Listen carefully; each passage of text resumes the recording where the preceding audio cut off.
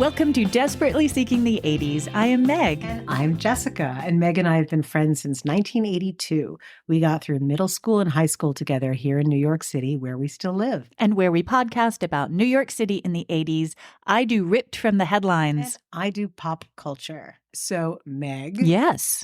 We had I heard such nice things about the podcast yesterday. Oh, that's so nice. One of our major listeners who loves us. Who? And who you have met. Who? Elizabeth. Bailey. Oh, that's so nice. Yes, she was extremely complimentary. And I was a little sour because she was saying that she was just talking about you a lot and not me.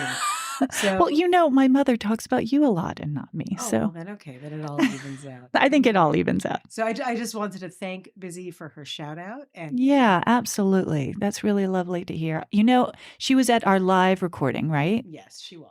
I think we should do another live recording later in the summer. I think we should think about that. And I think she needs to be there because she was so vocal. Oh my God, she was such a joy. I have something else to talk about before we get started. Okay.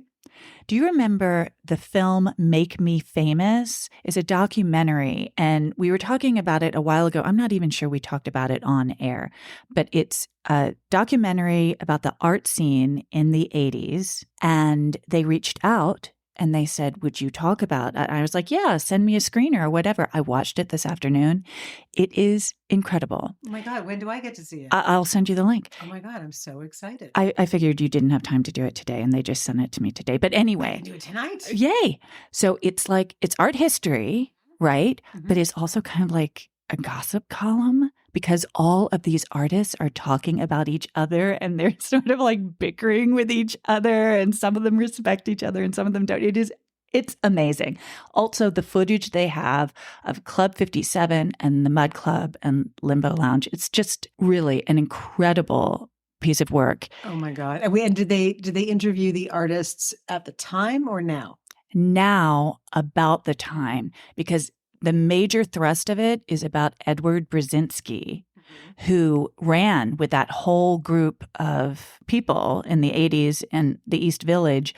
But while some of them became super famous, he did not. And so it's also a portrait of, they don't say struggling artist, they say striving artist, I think is the word they use.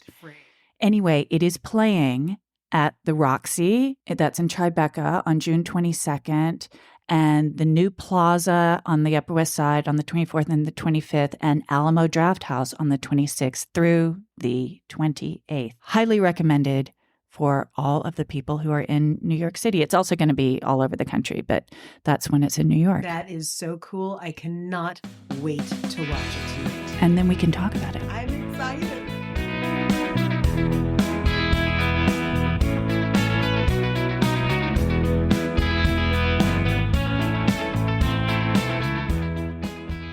My story today, Jessica, was suggested by some friends at Malt and Mold. Oh, fun. Danielle and Steve. Okay. Because Danielle grew up in Greenburgh, New York, and she was like, do you know about what happened in Greenburgh, New York? And I did kind of know, but then, of course, when we started talking about it, I was like, you're absolutely right. I have to do this story. This is a good one.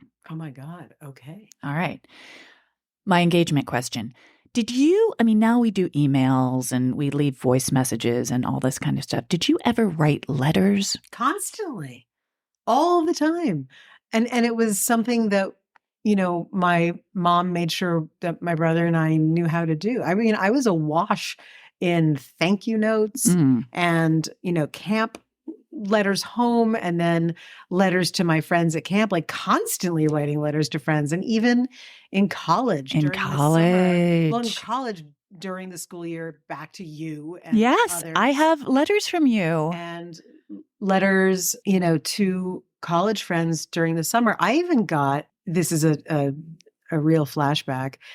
So dot matrix printers. For those of you who don't know, printer paper was not always as it is right now. It came on one long continuous sheet that every 11 inches had a perforation so you could rip it off. And it had perforated strips on either side that ran, through the whole scroll that caught into gears on either side of the printer carriage, I guess.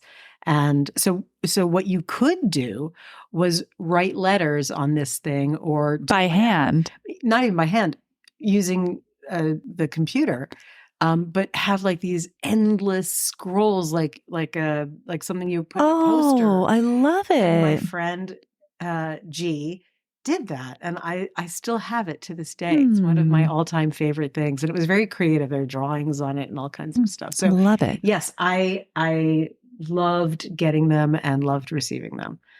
Where is this going? Ooh. My sources are People Magazine, Oxygen, and New York Magazine. At 7:15 on Sunday, January 15th, 1989, in Greenburgh, New York, which is half an hour outside the city, a 911 operator received a call. On the other end of the line, a woman was screaming, "He's trying to kill me!" or "She's trying to kill me." It was hard to make out which. And then the line went dead. The police looked up the phone number, went to the address, but nothing was wrong, so they figured it was a prank. As it turned out, they had checked an old phone directory and were at the wrong address. Oh, gosh. Yeah. At 11:40 p.m., when Paul Solomon returned home to the correct address, he found the TV blaring and the house dark, and his wife, Betty Jean, face down in a pool of blood on the living room floor. Her autopsy showed she'd been pistol whipped and shot 9 times in her back and legs with a Beretta with a silencer. They can tell that. Betty Jean was maybe living a double life? Let's find out. The police asked Paul to recount to them every step he took that day. He said he and Betty Jean had woken up early on Sunday and that they had made love. I know, I didn't like that. Such a gross. Their 15-year-old daughter, Kristen, was on a ski trip with friends, so they had the house to themselves. Paul and Betty Jean watched old movies and looked at brochures for retirement communities. They were 40, but whatever. I have no words for that. Boo. Sorry. I mean, maybe they just had a fetish for like retirement communities, but are you kidding? You're 40? That's ridiculous. As I said, I'm struck dumb by it. So, right. Yeah. At 1:30, Carolyn Warmus, a teacher who taught at Greenville Elementary School with Paul, called him. Paul taught 6th grade. Carolyn taught a computer class.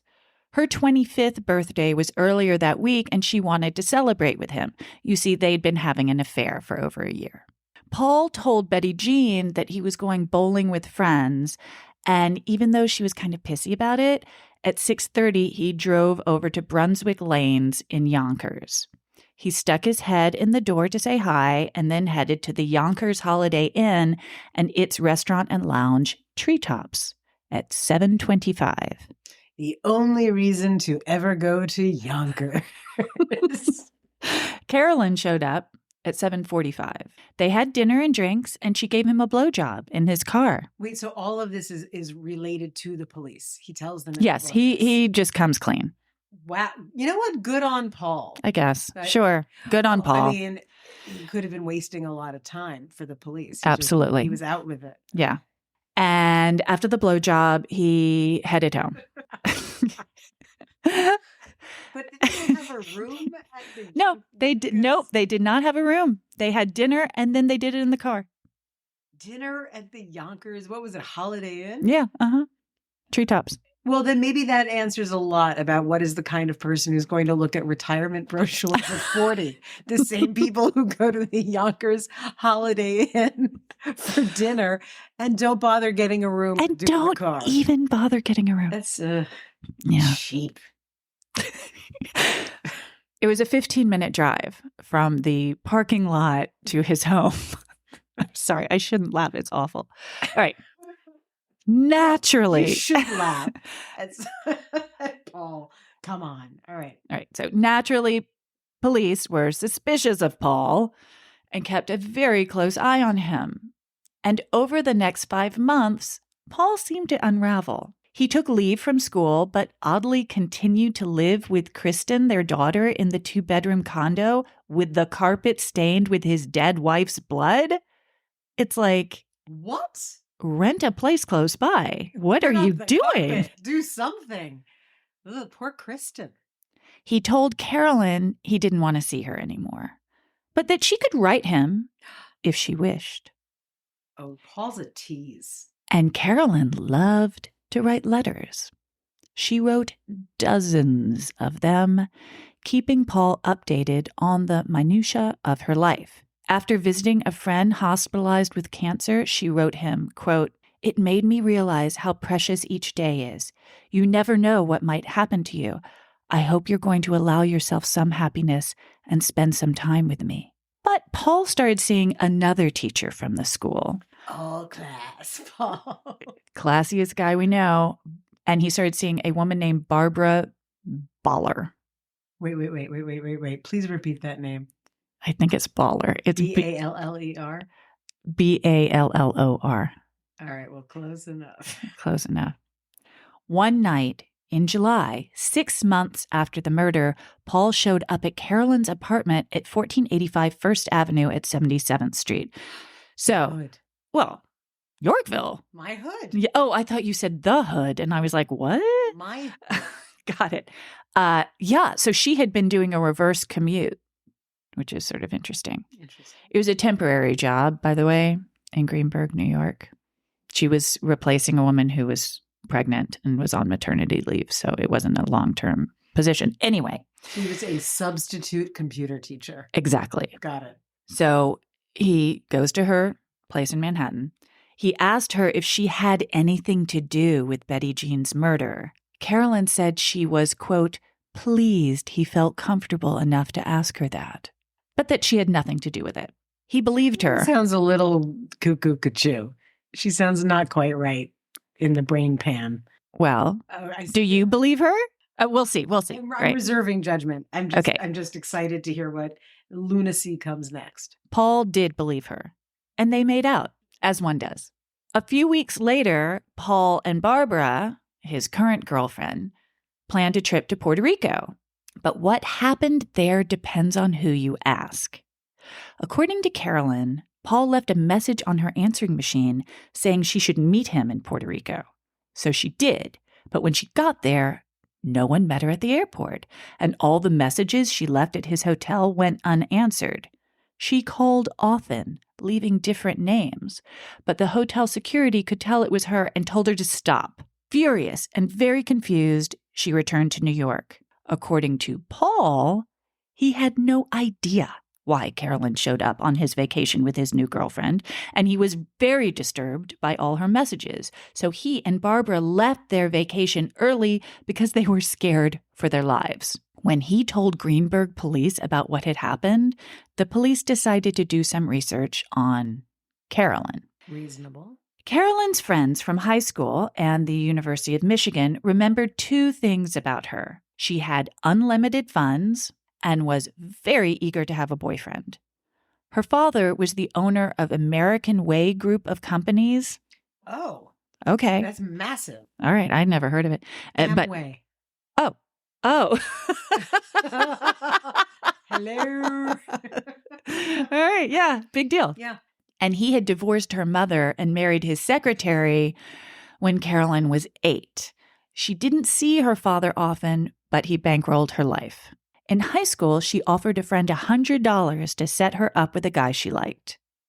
In college... So she was like, please be pimpin' for me.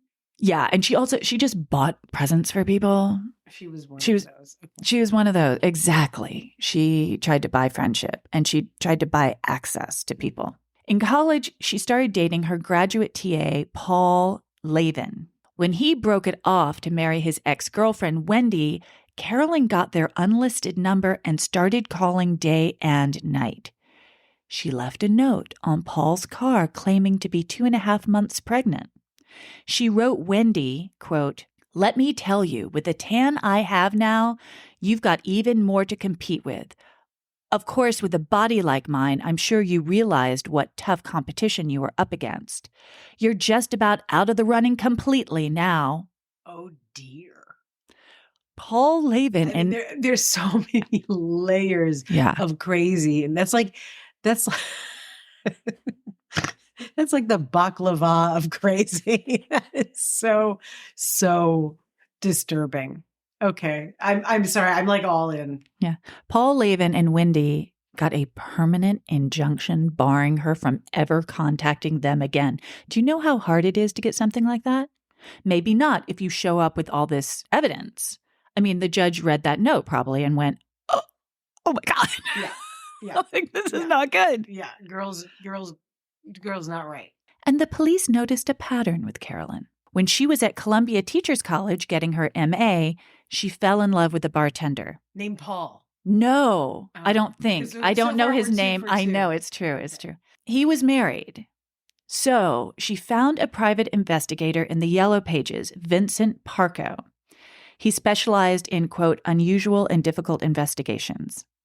She asked him to take explicit pictures of her and superimpose the bartender into the photos so she could scare off his wife. So like Photoshop before Photoshop. This is some extremely convoluted thinking. It's unclear if anything came of that scheme, but she and Parco did stay in touch. In the summer of 1988, Carolyn asked Parco to get her a gun. There were burglaries in her neighborhood, and in addition to that, somebody was threatening her family. A mysterious woman named Jean, or Betty Jean, was her father's former mistress and had tried to run over her sister and had something to do with one of her father's jets crashing. These are all the excuses she gave to Parco to get the gun. I don't even know if she had to give him an excuse. Basically, he got her a Beretta with a silencer. She paid him $2,500 in cash. When police checked her phone records, someone had used Carolyn's phone to call Ray's Sports Shop in North Plainville, New Jersey at 3:02 p.m. on the day of the murder. Later that same day, a woman using the driver's license of Lisa Kata bought 50 rounds of .25 caliber ammunition. When Lisa was questioned, she said she'd lost her driver's license in August of 1988 when she was working at a temp job seated next to Carolyn Warmus. Oh, God. When Carolyn went to trial, the defense produced a competing phone bill that showed Carolyn had called her mother at 6:44 on the night of the murder, which would have given her a wonderful alibi. The problem was the phone record was forged. Not an easy thing to do in 1990. And Carolyn was eventually found guilty in her second trial. The jury in her first trial deadlocked. And she was also found guilty of possessing forgery equipment, which she'd used to create the fake phone bill. She goes hard, she goes deep. There's a certain amount of like, don't get on this woman's bad side. A certain amount? Are you nuts? Because she doesn't take the easy way out. The trials were both circuses. In the early days, Carolyn showed up dressed to the nines. In one infamous photo, she's wearing a tight, bright peach-colored skirt suit with a matching hat. Oh, stop it. Right. A hat. A hat tends to be the sign of crazy. But soon, she started covering her face with large scarves and dodging the media. She was ultimately convicted of second-degree murder and served 27 years in Bedford Hills Correctional Facility. She didn't overlap with Jean Harris, if you were wondering. I was. Missed opportunity. She was released in 2019, and not only does she walk amongst us, she lives in the West Village, but she is giving all kinds of interviews. She wants to be exonerated. She insists she was framed by Paul Solomon. I've watched a number of these interviews, and she's a sociopath. I'm not a doctor, but I don't think you need to be one with everything you've just presented. All right. So I did look up sociopathy or antisocial personality disorder, and it presents as pervasive deviance, deception, impulsivity, irritability, aggression, recklessness, manipulation, callous and unemotional traits, and feelings of contempt. It is a part of Cluster B of personality disorders, which includes antisocial, borderline, histrionic, narcissistic. FYI. That's a whole other podcast that you and I can get on. Does this remind you of a movie where you're like, why does this story sound familiar? Is this a little Fatal Attraction? Yeah. But it happened after Fatal Attraction, the movie. Fascinating. Yeah. Wow. I will not be ignored. Yeah. Well, that's just chilling to the bone. And, I always try to think like, what's the takeaway today? The takeaway is when someone shows you a red flag, run for the hills. Don't look back. It's not right. Just go. Just go. Right. That's it. Like there's no, oh, that seems interesting. Let me see where that's going to go. It will go poorly. Even Alfie agrees. Do you want to hear another story about her? That happened where in. am I okay. going? I mean, come on. This happened while she was in prison, and it doesn't really have to do with anything. It's just like, whoa. In 2004, she filed a federal lawsuit against the New York State Department of Correctional Services, claiming to have been sexually abused by the prison guards. She said she had been raped and forced to trade sexual favors for basic privileges. And one corrections officer, Lieutenant Glenn Looney, was arraigned in the town of Bedford Court on April 15th, 2004, on a charge of second-degree sexual abuse, which is a misdemeanor. You might think maybe this was a he said, she said situation, but no. Warmus backed her claim by providing prison officials with a sample of Looney's semen that she had kept refrigerated in plastic. Somehow she managed to do that while she was incarcerated. And in 2008, Warmus received $10,000 from the Department of Correctional Services in settlement of the lawsuit. I don't know if she's to be reviled or celebrated. I know, right? What do you do there? I'm conflicted.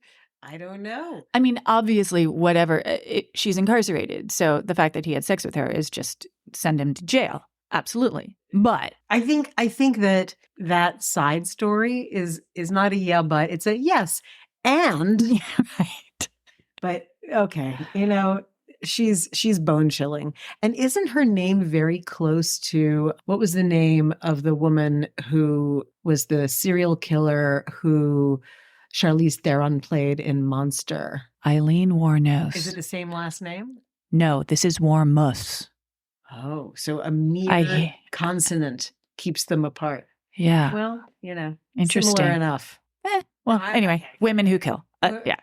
And actually, remember how my mother was like, do any women kill? I mean, she did, in fact, kill Betty Jean Solomon. She most certainly did. Friggin' lutely. And it was not, all of our other examples of women killing have been more sympathetic people. They've been more sympathetic stories. There's not much that's sympathetic about. No, she's Caroline, the mad letter writer. And she does. I mean, we could go hang out in the West Village and we might run into her.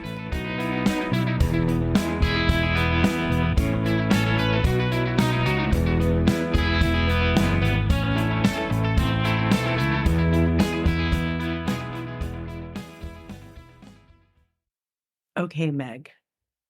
This is sort of an engagement question. Okay. What is an area in New York City that most New Yorkers hate going to or through? Times Square. Right. Your engagement questions are most often quizzes. Oh, well. What if I had said Soho? I would have said wrong. I know. But I got it right. But I'm so happy you got it right. Yes. So, I was thinking about where we hung out, and we've done a lot of talking about where we spent our time. And we've talked about the bars on the Upper East Side, and we talked about people's homes, and we talked about diners. And I was like, and we would go down to the Village to go to Cafe Reggio or St. Mark's too was a hangout. Yes. But we didn't go to Times Square. Not to hang out. Or did we? Well, I did a little bit of thinking about, was there a Times Square for me and for my friends? I'm not sure about you, but as I tell you about the few things that I have here for us today, please pipe up and tell me if this is something that you too identify with. Okay. Identify is actually like the Pee-wee's Playhouse word of the day. Identify. Okay, got it. Let's go back to Dorian's for a second. Mm-hmm. To get into Dorian's, as I've established, you had to have a friend. You had to have a very pretty, very tall friend who would vouch for your 9-year-old looking ass to get in. And it didn't hurt that a friend was on the door, all of that. But if you wanted to go further down, just even a couple of blocks down 2nd Avenue to Maxwell's Plum or Mad Hatter, you needed a fake ID. Yes, this You is most true. Certainly did. Yeah. And, this need, let's say from 1984 on, if you're really advanced in our particular circle, maybe 1983, there was only one way to do it. You would have to go To Playland. Square. Yes. And yes. Yeah. So it's funny because I go to Times Square at least once a week because I have voice lessons and I have auditions in that neighborhood. And so I pass the place where Playland used to be at least once a week. And I always go, oh, Playland. Yes, As I pass it by. And it looks kind of the same. Honestly, it's like one of these like souvenir shops now. It's where you get your like I love New York shirts. A novelty shop. It's which a is novelty also shop. What Playland was. Yeah, ostensibly it was. But I found out some amazing things about Playland. Oh my God, and tell it's going me. to blow your mind because I was like, ugh, mind blown. Thank you, New York Times, and a few other sources that we can put in the Instagram. But the first thing is that I found out that Playland, which I thought was part of 1940s sleaze in Times Square, nay. We're going to go way back for a second. In 1909, a new, in quotes, sport was created. And it was at Coney Island and it was at fairways and where people, like arcades. Okay. And this is pre-video games, of course. So arcades were different with different games, but arcades. And that game that was invented was skee ball. Okay, got it. Okay. And if anyone doesn't know what that is, you've got it's like a booth with a long stretch in front of you and you roll a ball and then it pops up and you try to get it into one of the circles to get a certain number of points. Yeah. So that was all the rage. It's fun. It is fun. Well, in 1915, 2 brothers who were Princeton graduates and members of the Princeton football team, Bert and, quote, Beef Wheeler, Oh my. decided that they were going to bring skee ball to New York City. Huh. And they opened Playland. And Playland was originally a skee ball parlor and super popular and not seedy at all.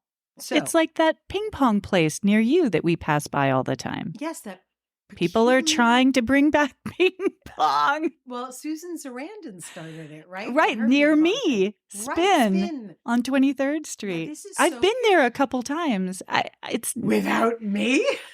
My you God. didn't want to be there. It's not as fun as it sounds. No. Maybe it doesn't even sound fun. Always, to me, ping pong is fun for 5 minutes. And then you're like, I'm really tired of picking up the ball that I missed. Or on a Sunday afternoon at a beach house. That's not a destination in this city for me. No, nor I. But skee ball might have been. Maybe. And Beef and Bert thought that this was going to be a big money-making venture for them. And I they were love not them. wrong. Back to the 80s. In 1984, I don't know what year you went, but I trundled my way with someone because there's no way I would have gone alone. Yeah, I went with Kathy. I was just going to say it sounds like something I would do with Kathy, but if you went with Kathy, maybe I was with Sasha. I don't know.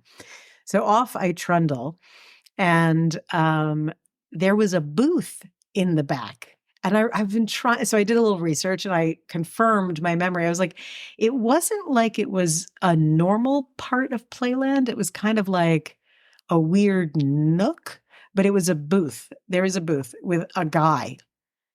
It's always like, there's a guy who's doing something. And he was churning out fake IDs. And he nominally asked you for your proper age. And then you were like, I'm 40.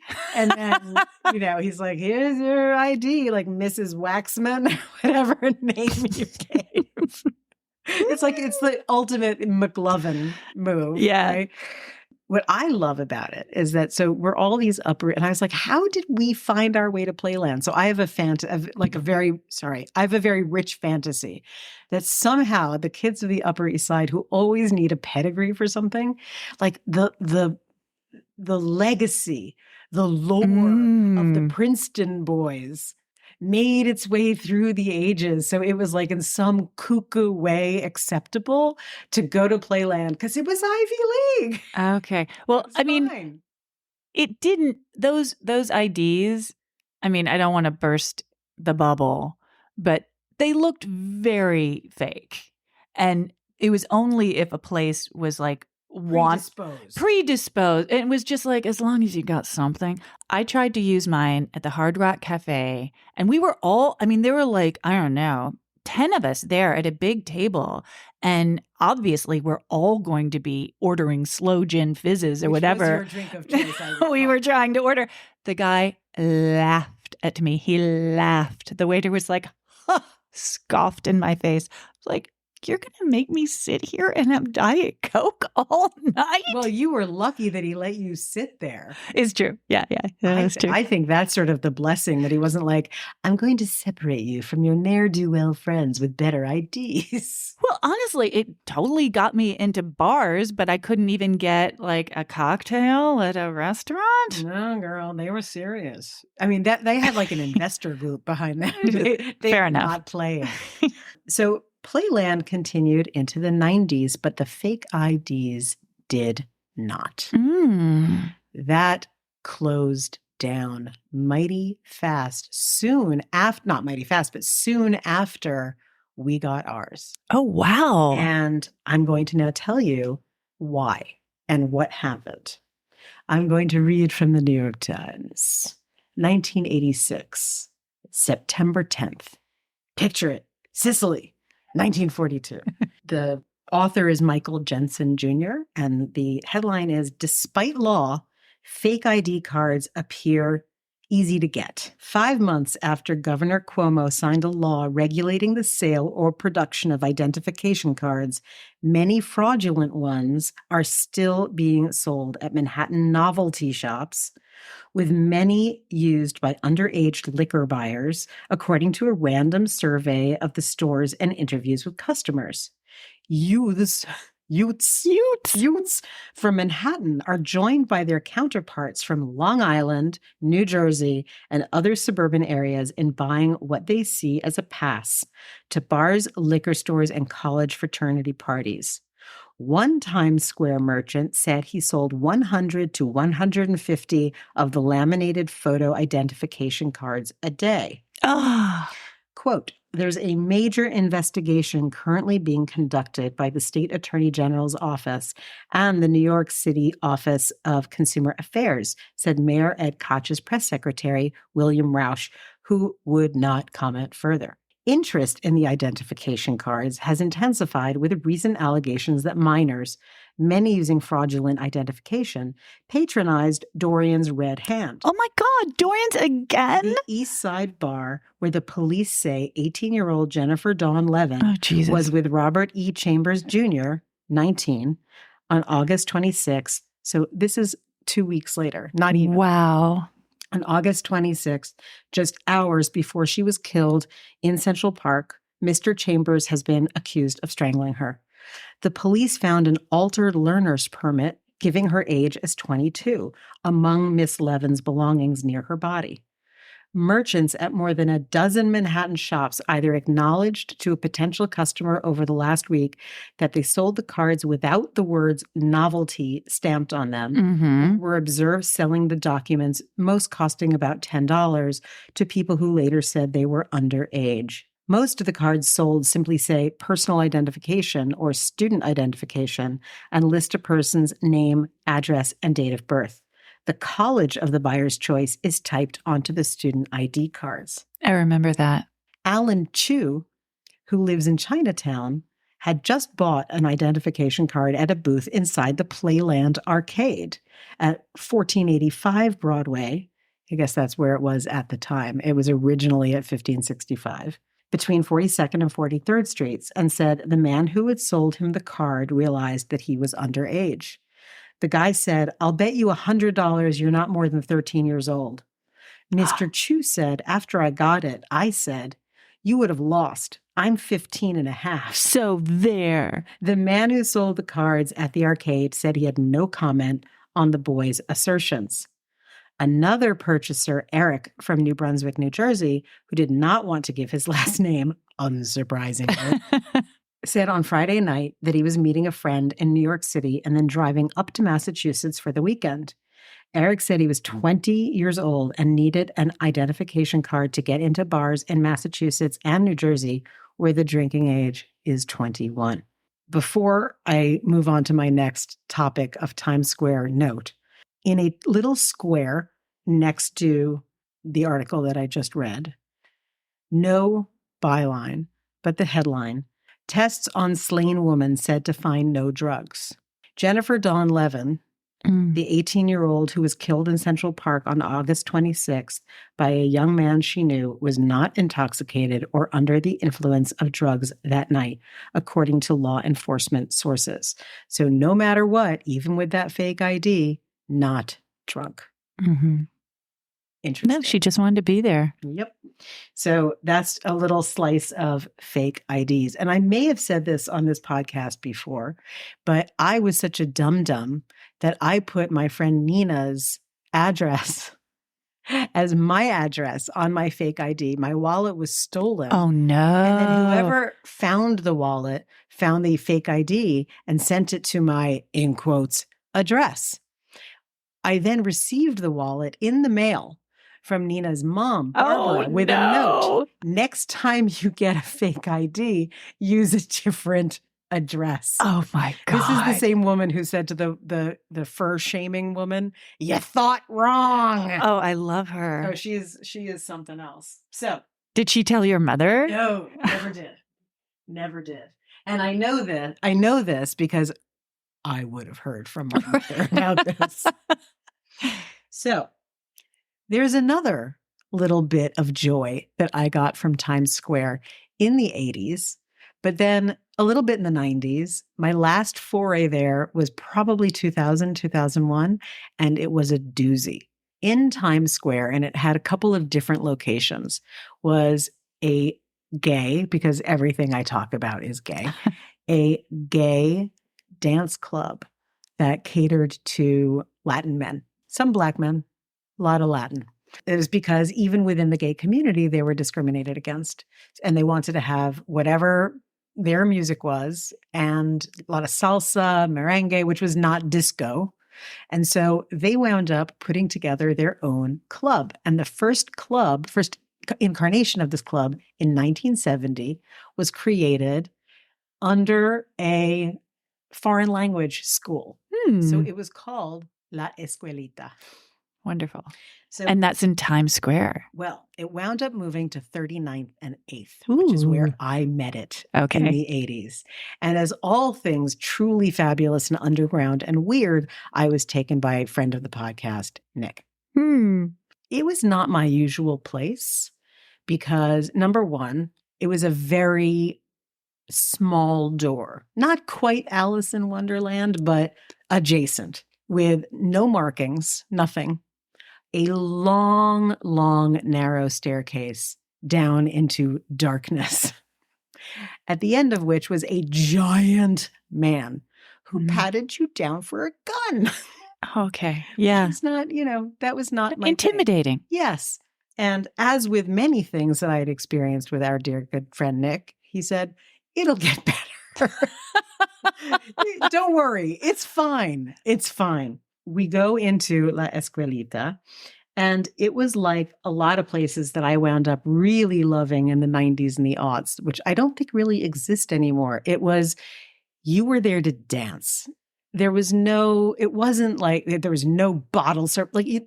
The drinks were there, but that wasn't the point. It was, if you were a good dancer, you were popular at the club, and being great on the dance floor was what all of these guys were about. Later on in the early aughts, the other place I experienced where I had that experience was Niagara, where people were mostly drug fueled, but it didn't matter your color, what you looked like, your age. If you could move, you danced all night. Can I ask? Sure. So how do they make their money if it's not about drinking? No, it is about drinking. I'm saying like now we think of bottle service, and this like that the culture is focused on the drinking and then the dancing is part of it. This was the dancing was there and then the liquor kept you fueled. Did you pay a cover charge? I have no memory of this at all. I'm sure there was something. Just curious. I'm sure there was something. So yeah, it was an incredible place, and it was home also to some of the most amazing drag queens. We've talked about the drag balls in Harlem, and we've talked about drag in the West Village. But again, Puerto Rican boys, other Latin men, discriminated against. And at La Escuelita were some of the best drag queens in the city, most notably Angel Sheridan. And you can go online and watch some of Angel Sheridan's performances, and they are astounding. And who agrees with me? Michael Musto, who in 1993 wrote this. He said that she was the best drag queen in New York. An old school diva who's so vital and well-rehearsed, she can even breathe life into Bette Midler's version of Gypsy. Ouch. Like you could hear the snaps. As he said, and his tongue or fangs dripping acid. So, but I was thinking about the name, the choice of name, Angel Sheridan. And I was like, is this like, old movies and Sheridan? And then I thought maybe it's for Sheridan Square, which I think we've talked about on this podcast before. We did. We talked about a telephone booth there that when it rang, people would pick it up and someone would say, do you want to come over? And it was part of the gay community. And it was, trust me, don't go over there, because then that was the one who cooked and ate you? He didn't cook them, but he did torture them. Okay, well, 6 of one, half a dozen of the other. Well, it turns out Sheridan Square had a long history of gay life and outre behavior, which I didn't know. And I found out that gay clubs and restaurants had been in Sheridan Square since the 19th century. And there's a very famous painting of the Life Cafeteria. It shows drag queens and some dissolute folk and some drunks at a bar. And it was nicknamed a restaurant because it was raided so many times and it was filled with prostitutes. And so Sheridan Square's history of prostitution was attached to that. And I think I mentioned this, but if I didn't, I had a moment in the early aughts when I was a bit wild and like, why stop? Right? Well, I was passing by Sheridan Square one morning. God knows what I was doing. Were you coming home from something or were you going to something? Was it probably going like to work? Okay. In the cable building on Broadway and Houston. So who knows, like maybe something nearby. And during that time, I was in a band and my band was connected to a bunch of other bands, some of which were gay. In that crowd that I first saw outside of Meow Mix, one lesbian band member throwing another one who she was jealous of, or there was some romantic tiff, threw her in a dumpster. Oh my. So they did not play. But I was passing by Sheridan Square and I saw one of the hangers-on from our crowd. And I was like, I'm done. This is it. I'm actually hanging out with hustlers, and this is not good. Oh, interesting. Yes. I mean, it's just a couple blocks away from Stonewall and the duplex. Yeah.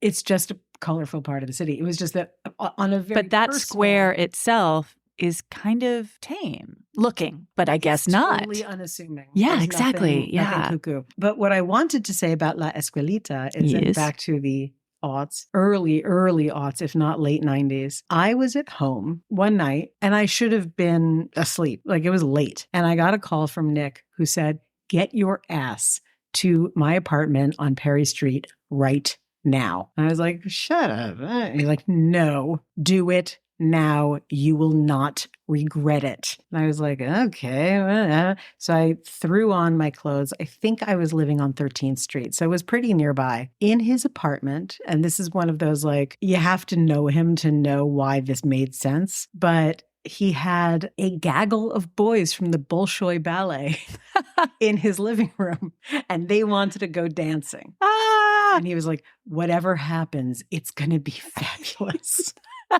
And so eventually, they all went to like places that had been around forever. I don't know if they still, I think the Cock still exists, but some of these rather, hardcore bars. But before any of that, we went to La Escuelita. And these boys looked exactly like what they were. They were fish out of water. They were beautiful, as you can imagine, truly gorgeous, gorgeous young men. And they looked so befuddled. And we were all standing by the bar, sipping drinks, watching the dancing. And they were watching the dancing a little differently.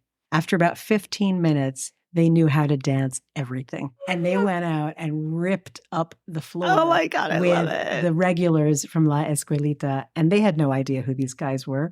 And it was magical. Oh, wow. That sounds incredible. So amazing. So those are two of my Times Square stories. And the last thing I know you must have also gone to was Kaufmann's Army Navy. Sure. And we've talked about the fashion of the time with having combat boots. Yes. It was, and like coats like that are too big for you with the sleeves rolled up and all of that. So Kaufmann's Army Navy, which had been there since 1938, was a hotspot for us to get pea coats, combat boots, oversized military jackets. And who were we imitating with the fatigues? Travis Bickle from Taxi Driver. Yeah. They outfitted him for that movie from Kaufmann's, which is still there and still outside of the store are the two cannons from the Spanish-American War that were stationed in front of Kaufmann's and have been there ever since. Wild. Yes. So there you go. That's our little slice of Times Square. Love it. Thank you, Jessica. You are welcome.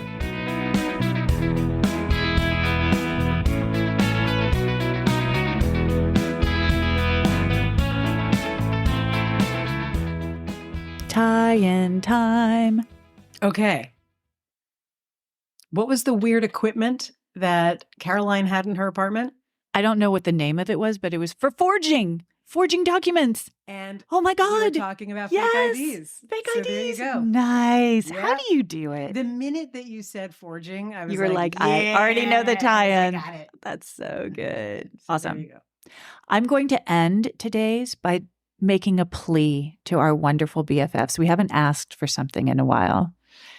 So we've been saving up our begging. Yes. Please write a review for us on Apple Podcasts. It makes such a big, huge difference. If you haven't done it thus far, you'll enjoy it and we'll enjoy it. Yeah. And think about it this way. The more you write, the more listeners we get. The more listeners we get, the more we are likely to have a production deal right. and advertising, which will keep us going longer and longer. Yay. So please do it. Give a girl a bone. Ew, give a gross. girl a bone. No, I take that out. You might want to throw edit a dog that out. Yeah, I'll edit but I don't want to be the dog either. No bones. No bones.